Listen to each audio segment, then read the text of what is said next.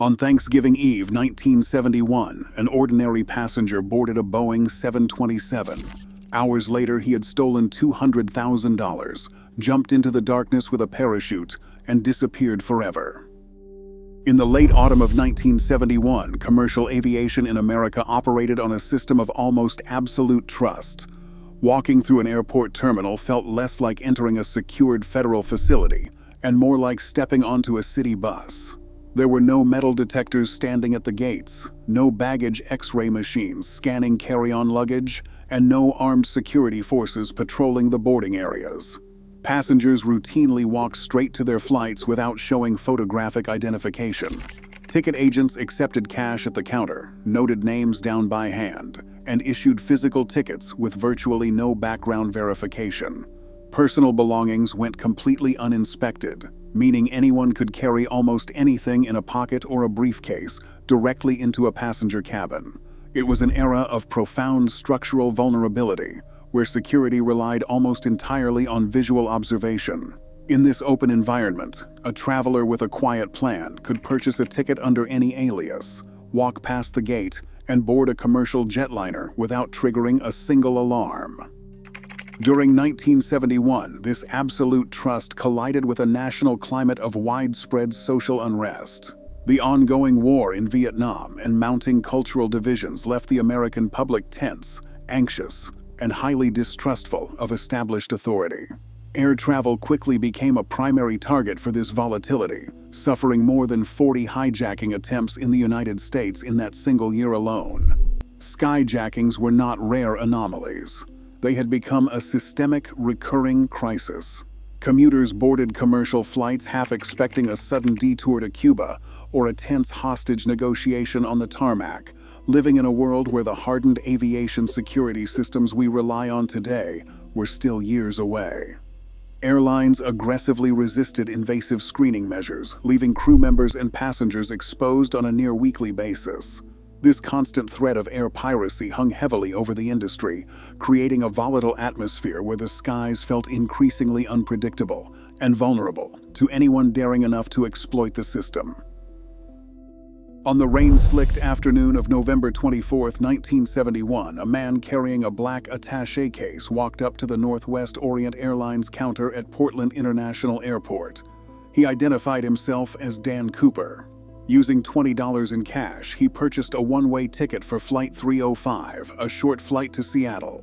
Cooper boarded the Boeing 727 and settled into seat 18E, near the rear of the cabin. He wore a dark business suit, a white collared shirt, and a black clip-on tie held by a mother-of-pearl clip. To the other passengers, he looked like any corporate executive traveling home for the holiday. He sat quietly, projecting a calm, unassuming composure as the aircraft prepared for departure. Shortly after liftoff at 2:50 p.m., Cooper ordered a bourbon and water from 23-year-old flight attendant Florence Schaffner. There was no outward sign of agitation, no trembling in his hands, and nothing to distinguish him from the 36 other passengers on board. But as the jet climbed into the overcast sky, this ordinary traveler began his quiet move. Florence Schaffner was working the aft section of the cabin when the man in seat 18E caught her attention. It was a brief, ordinary exchange, the kind flight attendants handled dozens of times a day.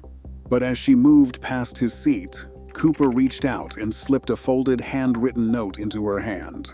Assuming it was merely a passenger's telephone number, Schaffner slipped the paper unopened into her uniform pocket. Cooper leaned slightly toward her, speaking in a quiet, controlled whisper. "Miss, you'd better look at that note. I have a bomb." Schaffner retrieved the paper and read the neat, hand-blocked letters. The message was direct. "I have a bomb in my briefcase. I will use it if necessary. I want you to sit next to me. You are being hijacked." The words transformed a routine commuter flight into an active hostage situation. There was no shouting, no brandishing of weapons, and no panic. The 35 other passengers remained completely unaware that their flight had just been taken. Schaffner sat down in the empty seat beside him, staring at the closed black attaché case resting on his lap. The quiet tension of the cabin was now absolute. Cooper did not raise his voice. Instead, he delivered his terms with the quiet authority of a bank examiner. He demanded $200,000 in negotiable American currency, specifying that the entire sum must consist of $20 bills. This choice was highly practical. 10,000 $20 bills were common enough to avoid immediate detection, yet light enough to carry in a single canvas bag, weighing roughly 21 pounds. His second demand was even more specific. He required 4 parachutes, 2 primary backpack-type rigs, and 2 emergency chest packs. By demanding multiple parachutes, Cooper silently neutralized a major threat. The FBI would not risk tampering with the lines if they believed he might force a flight attendant to jump with him. The skyjacking was no longer a chaotic hostage standoff. It was a negotiated operation run strictly on his terms. While the pilots radioed the bank and local police, Cooper sat calmly in seat 18E, occasionally sipping his drink and checking his watch. He gave the airline a strict deadline. The money and parachutes had to be waiting on the tarmac when they landed in Seattle. His highly calculated exit plan was already beginning to take shape. At 5:39 p.m., Northwest Orient Flight 305 touched down on runway 16R at Seattle-Tacoma International Airport. The Boeing 727 taxied to a remote, brightly lit section of the runway, away from the terminal gates. To prevent panic, the 36 passengers had been told the delay was due to a minor mechanical issue. They gathered their coats, filed out of the cabin, and descended into the damp November evening, completely unaware of the threat they had just escaped. On the rain-slicked tarmac, the transaction proceeded under heavy police observation. Captain William Scott served as the crew's central voice, maintaining a flat, professional tone as he relayed Cooper's demands to ground operations. An airline employee approached the aircraft, delivering a heavy canvas bag containing 10,000 $20 bills alongside the 4 requested parachutes. As ground crews began pumping thousands of gallons of jet fuel into the tanks, Cooper inspected the delivery. Satisfied with the cash, he ordered flight attendants Florence Schaffner and Alice Hancock to deplane. When the cabin doors closed again, the stage narrowed to a bare minimum. Only Captain Scott, co-pilot William Ratachak, flight engineer Harold Anderson, and 22-year-old Tina Mucklow remained on board with the hijacker. The bustling commercial flight was now gone, replaced by a cold, quiet pressure cooker. The cabin grew silent as the heavy engines whined, preparing the remaining 5 passengers for a flight into the unknown. For the second leg of the journey, Cooper dictated the exact physical parameters of the flight. His instructions were unusually precise, revealing a deep familiarity with aerodynamic limits. He ordered the pilots to maintain a flight profile of 10,000 feet, a ceiling low enough to allow breathing in an unpressurized cabin. The landing gear was to remain extended, and the wing flaps set to 15 degrees. This drag-heavy configuration forced the jet to fly at a remarkably slow, stable airspeed of 150 knots, right above stalling speed. This deliberate environment countered the violent, high-altitude physics of an exit. By keeping the cabin unpressurized, Cooper ensured the air pressure inside matched the freezing atmosphere outside, allowing the rear door to open against the rushing slipstream. The absolute key to the plan lay in the Boeing 727's distinctive ventral air stair. Located directly beneath the tail, the stairs could be deployed downward in midair, a design feature absent on other commercial passenger liners. By combining the landing gear's drag with the slow speed, Cooper shaped a narrow, survivable, aerodynamic pocket, transforming a commercial jet into a functional jump platform. At 7:36 p.m., the Boeing 727 climbed back into the dark sky, heading south toward Reno, Nevada. Outside the cabin windows, the festive lights of Seattle quickly faded, swallowed by a heavy November storm. The weather was hostile. A freezing rain battered the fuselage, and a dense cloud cover choked visibility down to near zero. Below lay some of the most unforgiving terrain in North America. The rugged Cascade Mountains, choked with towering Douglas firs, steep river canyons, and sheer volcanic ravines. Inside the cabin, the atmosphere was freezing. With the plane unpressurized and the rear passenger door open, The wind howled through the empty rows of seats. At 8 p.m., a warning light flashed in the cockpit, signaling that the ventral air stair had been fully deployed into the slipstream. Flight attendant Tina Mucklow, secured in the forward cabin, looked back into the darkness. The man calling himself Dan Cooper was gone from his seat. Then, at exactly 8:13 p.m., the pilots felt a sudden, distinct upward oscillation of the tail section. The aircraft's nose pitched up, forcing Captain Scott to manually adjust the controls to stabilize the jet. It was the physical reaction of the aircraft shedding roughly 200 pounds of weight. In that precise second, Cooper stepped off the bottom step of the stairs and into the void. He fell through a freezing air temperature of 7 degrees, plunging at 150 miles per hour into a black abyss of rain, wind, and mountain wilderness.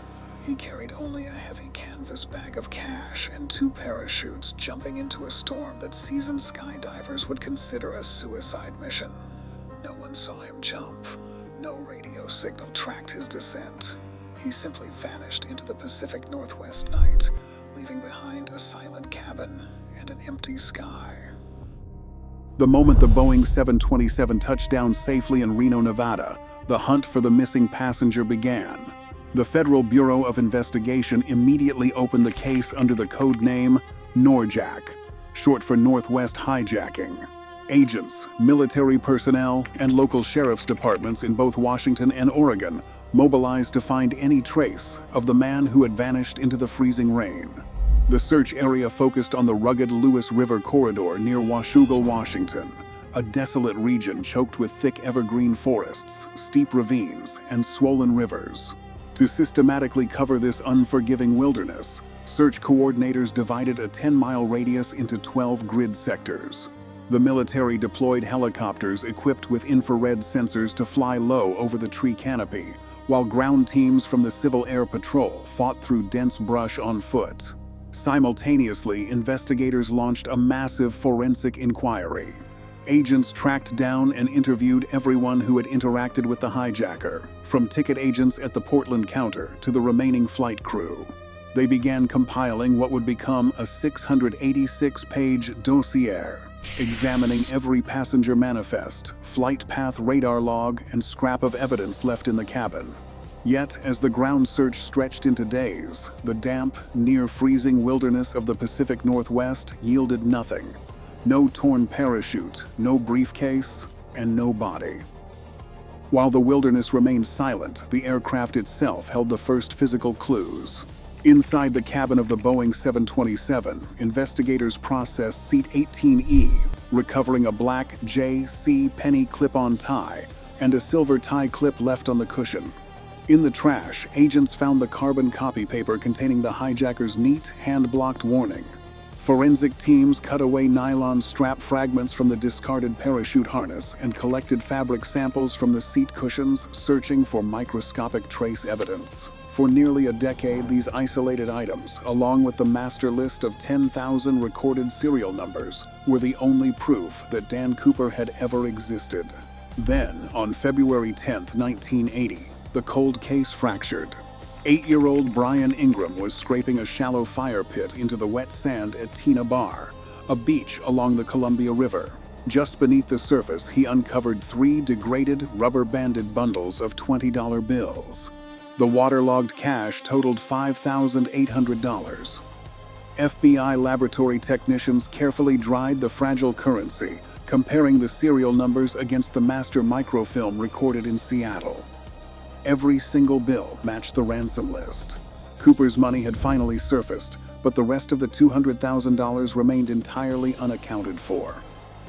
5 decades of investigation produced hundreds of names but no definitive answers. Robert Rackstraw, a decorated Vietnam War paratrooper with extensive explosives training, remains a persistent suspect. His military background and rebellious attitude fit the public image of the hijacker, but a complete lack of direct physical evidence prevented any formal charges. Then there is Richard Floyd McCoy, who pulled off a nearly identical skyjacking of a Boeing 727 just 5 months later. While McCoy was a perfect tactical match, his verified military alibi for November 24th ultimately excluded him. Other figures, such as Dwayne Weber, who made a dramatic deathbed confession, and Kenneth Christensen, a former Northwest Orient employee, kept the suspect files open. Yet none of these candidates ever met the strict standards of forensic proof required for prosecution. This leaves the case locked between three enduring theories. Did the quiet hijacker perish in the freezing Cascade Wilderness, his body and gear lost forever in the dense forest canopy? Or did he survive the plunge, slipping away to live a quiet life under an assumed name? Some even suggest an inside job, though investigators found no proof of crew collusion. More than 50 years later, nobody knows who D.B. Cooper really was. His identity remains one of the greatest unsolved mysteries in FBI history. Subscribe for more true crime documentaries. Did the forest claim him, or did he walk away with the fortune? Today, the unresolved silence of the Pacific Northwest keeps that secret guarded.